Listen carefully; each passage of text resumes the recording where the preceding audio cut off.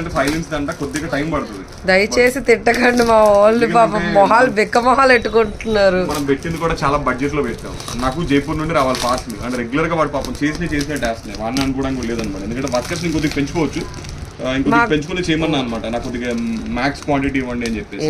10 మంది పైన చేస్తారండి, అంటే ఇంకొద్దిగా వర్క్ ఇంకొద్దిగా స్పీడప్ చేస్తే ఇప్పుడు అవసరం ఉన్నప్పుడు 20 మంది నేను పెట్టాలి తప్పదు. కాకపోతే ఏంటంటే కొద్దిగా బడ్జెట్ లో పెట్టాం కాబట్టి మాకు బుకింగ్స్ ఎక్కువ ఉన్నాయి అనమాట. బట్ అందరికీ ఇస్తానండి, కాకపోతే కొద్దిగా వెయిట్ చేయమంటారు.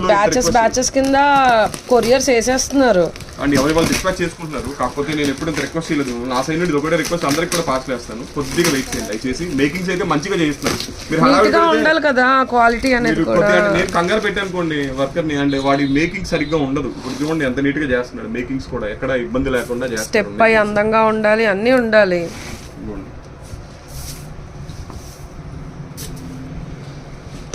మినిమం క్వాంటిటీ అన్ని కూడా, అంటే ఈవెన్ ఎప్పుడు డిస్పాచ్ చేసుకునేలాగా. మళ్ళీ ఇవాళ ఒక పార్సల్ వేసాడు, ఆ పార్సల్ నాకు రావాలి. రెడీ అయినట్టు వేస్తున్నాడు వర్కర్ కూడా.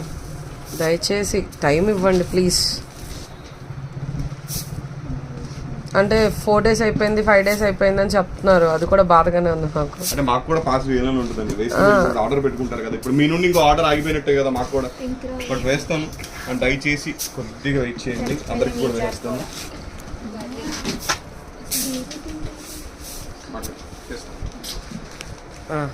ఓకే, ఇందులో కొన్ని కలర్స్ ఏమో రావట్లేదు, బేబీ పింక్ ఇంకా రాలేదు ఇందులో.